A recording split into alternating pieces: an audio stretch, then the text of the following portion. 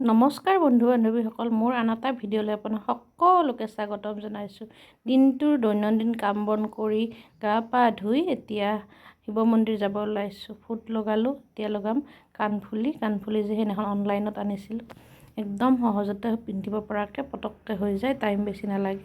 সেইকাৰণে মই এনেকুৱা কাণফুলিবোৰ খুব ভাল পাওঁ আৰু সেইদিনাখন পায়ে মই 4যোৰ অনলাইন অৰ্ডাৰ দিলোঁ। হৈ গ'লোঁ মই ৰেডি।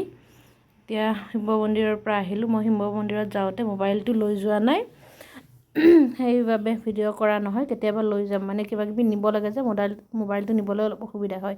আহিয়েই চাটনি বনালোঁ, এয়া নিমখ জলকীয়া বেহুৱা আৰু মচুৰৰ দালি পিছা নাগা ধনিয়া দি আৰু ভেন্দি আলু ভাজি ল'লোঁ। ভোক লাগিছে, এতিয়া ভাতকেইটা খাম। যিহেতু সময় মোটামুটি 1টা বজাত মই ভাতকেইটা খালোঁ। 1টা বজাত খাই মই খোৱাৰ পিছতে এডিটিং কৰিছোঁ। এতিয়া সময় হৈ আছে 1:30, আধা ঘণ্টা হ'ল।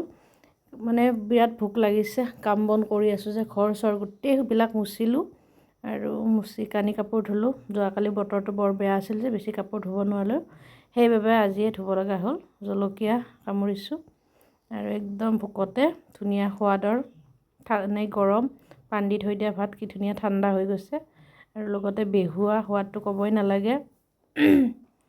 খাই লওঁ। ভাতকেইটা খালোঁ দিয়ক। আৰু এইপিনে বাহিৰত চাচোন, ইমান ধুনীয়া বতৰ, একদম মানে গৰম নাই এতিয়া, ধুনীয়া বতাহ দি আছে। সেনেকুৱা বতৰ হ'লেতো আৰু ক'বই নালাগে। যিয়ে নহওক, গৰম বহাগ জেঠ 2টা মাহ ধুনীয়াকৈ গ'ল। এদিন যদি গৰম দিয়ে, এদিন বৰষুণ দিয়ে, এদিন যদি গৰম দিয়ে, এদিন বৰষুণ দিয়ে। এতিয়া আৰু আজি 2মাহী গ'ল। ইয়াৰ ফালে কয় সংক্ৰান্তি, আমাৰ ফালে কয় দুমাহী, আৰু দুমাহী গ'ল। জেঠৰ দুমাহী আজি, কালিৰ পৰা হয় আহাৰৰ মাহ। কালিৰ পৰাহে আৰু কি গৰম দিয়ে গম পাম আৰু, বৰষুণে গৰমে। ঠিক আছে, ভিডিঅ'টো চোৱাৰ বাবে বহুত বহুত ধন্যবাদ। এনেকৈ মৰম দি যাব।